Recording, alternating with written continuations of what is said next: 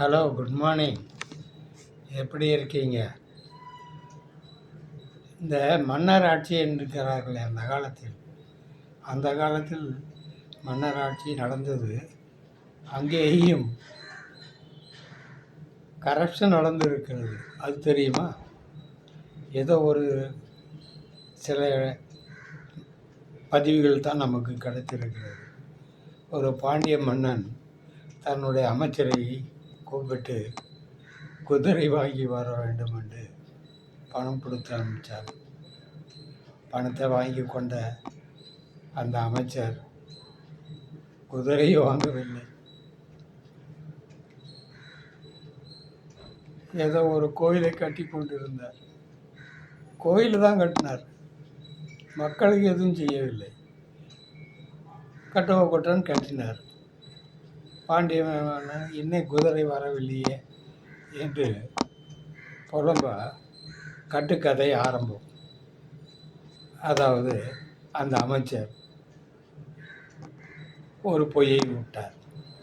குதிரை வந்துவிடும், அரசனை கடவுளை வேண்டியிருக்கு, மறுநாள் குதிரை வந்துவிடும்.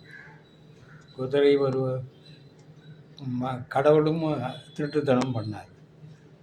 குதிரை என்ற போர்வையில் காற்றில் இருக்கும் நரியை குதிரையாக்கி ஊருக்கு அனுப்பிச்சி வச்சார். திருடர்கள் 2 பேர் இருந்தார்.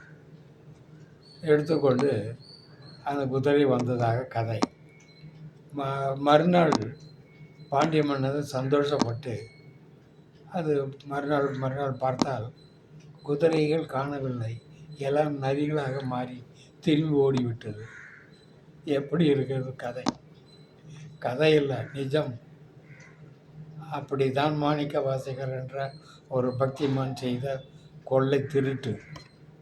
என்ன பண்ணுவது? உலகத்தில் ஆன்மீகம் என்று சொல்லிக்கொண்டு திருடர்கள் தான் நிறைய பேர் இருக்கிறார்கள். டெல்லியில் ஏதோ கோயில் கட்டுவதில் வந்த பணத்தை சுருட்டி கொண்டார்கள். அது காலகாலமாக நடக்குது. என்று தான் இல்லை, அன்றும் நடக்கிறது, இன்றும் நடக்கிறது. இப்படித்தான் உலகம் ஓடிக்கொண்டிருக்கிறது.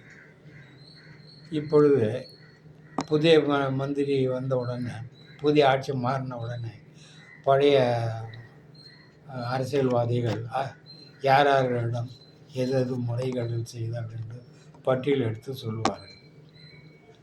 இது காலகாலமாக நடக்கிற இது. மோடி கூட மானிட்டேஷன் கொண்டு வந்தார். ஏதோ பெரிய மாற்றம், டிமானிட்டேஷன் வந்துவிடும் என்று எதிர்பார்த்தோம். 2000 நோட்டு கொடுத்தார்கள், பிறகு அதை எடுத்துக்கொண்டார்கள். எதுக்கு என்று தெரியவில்லை. அதற்குள் அதிலே கருப்பு பணம் வந்துவிட்டதாம்.